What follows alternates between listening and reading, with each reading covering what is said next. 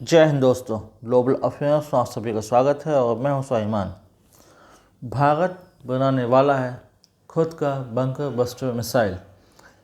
जब यूएस ने ईरान में स्ट्राइक किया, नातान्स और फोर्दो पर B-2 बॉम्बर से अटैक किया अपने बंकर बस्टर मिसाइल से, इसके बाद से इस मिसाइल की, इस बॉम्ब की चर्चा ग्लोबली की जा रही है। और बहुत से देश ये चाहते हैं कि उनके पास से कैपेबिलिटी हो, ये पावर हो कि ज़रूरत पड़ने पर उनके पास भी स्ट्राइक करने के लिए ऐसे बंकर बस्टर मिसाइल हो जो कि एनिमी के अंडरग्राउंड फैसिलिटी को बर्बाद कर सके और उन्हें, उनकी सिक्योरिटी को कॉम्प्रोमाइज़ कर सके। आज सिलेक्टेड कंट्रीज़ के पास ऐसे बंकर बस्टर मिसाइल्स हैं या बॉम्ब्स हैं और भारत भी उसी सूची में अब आने वाला है कि हमारे पास भी बंकर बस्टर मिसाइल्स हों। हम अगर देखें तो B-2 bombers United states of America use करता है और GBU-57 ये वो बॉम्ब है जिसके थ्रू वो बॉम्ब करता है, जिसे यही बॉम्ब इस्तेमाल किए गए थे in bombing Fordow and Natanz facility of Iran. तो इसके बाद से योजना बन रही है भारत में कि हमारे पास भी अपना खुद का बंकर बस्टर मिसाइल हो। हालांकि इसमें वेरिएशन में बदलाव होगा, इसके पावर में, इसके लिथेलिटी में, और ये कितना ज़्यादा इम्पैक्ट डालेगा इसमें। यदि हम देखें तो B-2 बॉम्बर्स के जो बॉम्बर्स होते हैं उसका कुल वजन होता है 13,600 किलोग्राम और भारत बना रहा है 7,500 किलोग्राम तक का एक बंकर बस्टर मिसाइल जो कि काफ़ी नुकसान पहुंचाएगा। दरअसल हम अग्नि 5 जो हमारा न्यूक्लियर बैलिस्टिक मिसाइल है उसको हम मॉडिफाई कर रहे हैं, उसमें हम बदलाव ला रहे हैं ताकि हमको इसको एक बंकर बस्टर का शेप दे सकें। इसकी रेंज को कम किया जा रहा है और उस हिसाब से इसको मॉडिफाई किया जाता है ताकि हम इसे यूज़ कर सकें और against adversaries both China and Pakistan इसका इस्तेमाल कर सकें। खुद अगर अग्नि 5 की बात करें तो इसकी रेंज है 5,000 किलोमीटर्स और ये ICBM है, inter continental ballistic missile. Once ये फायर होता है तो पहले स्पेस से जाता है और फिर स्पेस से वापस नीचे आता है विथ हैवी स्पीड। तो अंतर ये किया जा रहा है कि इसकी लिथेलिटी बढ़ाई जाएगी और इसकी स्पीड पर ध्यान दिया जाएगा।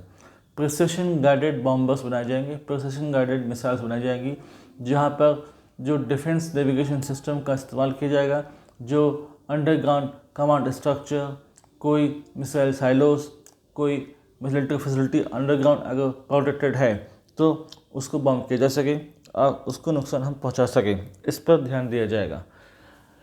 आप सभी को याद होगा कि फोर्दो और नातान्स एस्फहान इन पर हमला किया गया था और फोर्दो फैसिलिटी की बात करें तो ये ज़मीन से काफ़ी नीचे, धरती के काफ़ी नीचे ये बनाया गया था और लगभग 100 मीटर्स नीचे ये फैसिलिटी बनी हुई थी। हालांकि B-2 बॉम्बर्स ने जो बॉम्ब बरसाए उनकी कैपेसिटी है 60 मीटर तक की, तो बहुत ज़्यादा इम्पैक्ट वो नहीं डाल पाए थे फोर्दो में या नातान्स में। लेकिन जो बॉम्ब भारत बना रहा है, जो मिसाइल हम तैयार कर रहे हैं, उसमें इसकी कैपेसिटी को बढ़ाया जाएगा। ये 100 मीटर प्लस तक डीप जा सकेगा, डीपली पेनिट्रेट कर सकेगा और वहाँ फिर ये फटेगा और नुकसान पहुँचाएगा। हम इसको किसी भी प्लेटफॉर्म से यूज़ कर सकते हैं, मिसाइल से, या ज़रूरत पड़ने पर हम इसको कहीं भी ट्रांसपोर्ट कर सकते हैं अपने पाकिस्तान लगते बॉर्डर पर या चाइना के बॉर्डर पर।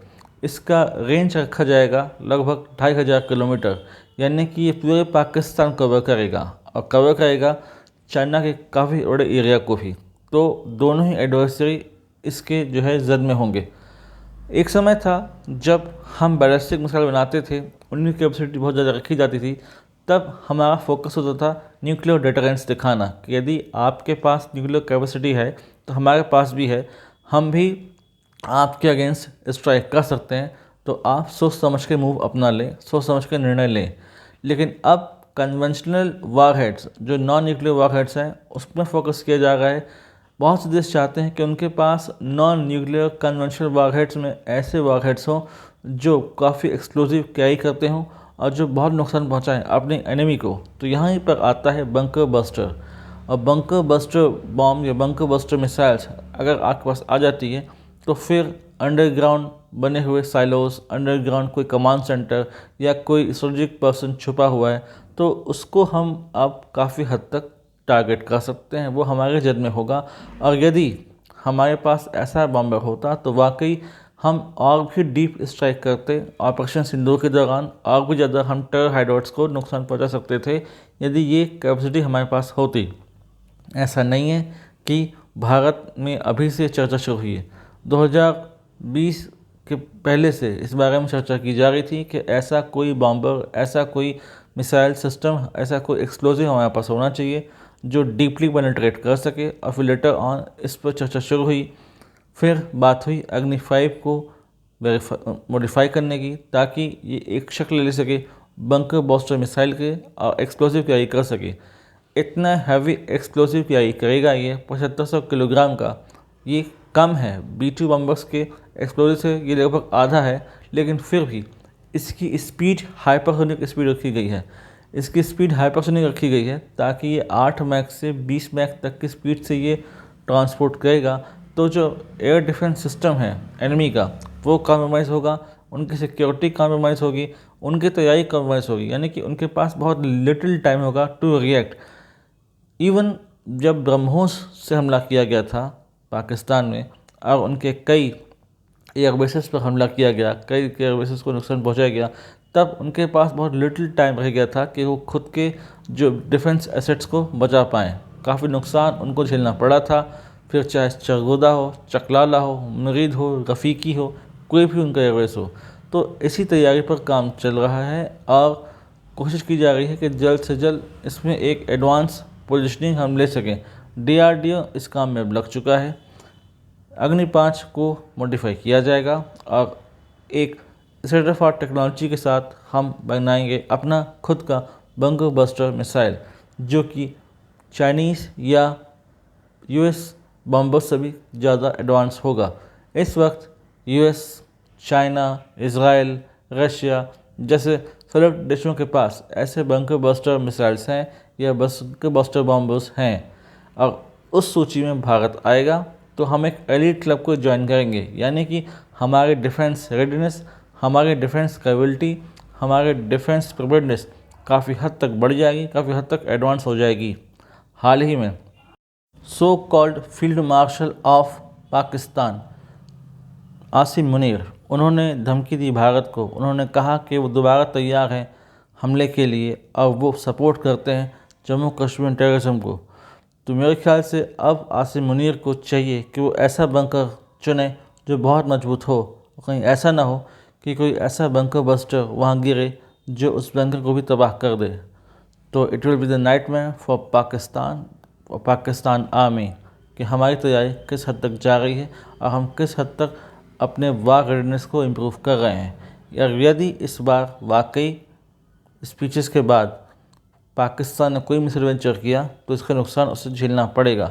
और इन नियर फ्यूचर जब ये कैपेबिलिटी हमारे पास आ जाएगी तब दोनों एडवर्सरीज चाहे पाकिस्तान हो या चाइना कई बार सोचेंगे ऐसा कोई मिसएडवेंचर करने से पहले, क्योंकि तब हमारी डिफेंस कैपेबिलिटी और defence readiness up to mark होगी और वे बेटर होगी फ्रॉम द प्रेजेंट सिनेरियो। अगर इस संबंध में और कोई इन्फॉर्मेशन आती है जो कि वाइटल है तो मैं आप लोगों के लिए एक सब्सिक्वेंट वीडियो ला दूंगा ताकि आप लोग अपडेट होते रहें। Till then do like, share, subscribe the video and widely spread this video for the knowledge of people. यदि आप हमसे जुड़ना चाहते हैं तो आप इंस्टाग्राम, टेलीग्राम के थ्रू हमसे जुड़ सकते हैं। इसका लिंक डिस्क्रिप्शन है, आप जाइए इसे ज्वाइन कीजिए, प्रोपोगेट कीजिए ये वीडियो ताकि लोग एजुकेट हो सकें कि हम किस प्रकार से डिफेंस के फील्ड में आगे बढ़ रहे हैं। Thanks for watching. जय हिंद, जय भारत।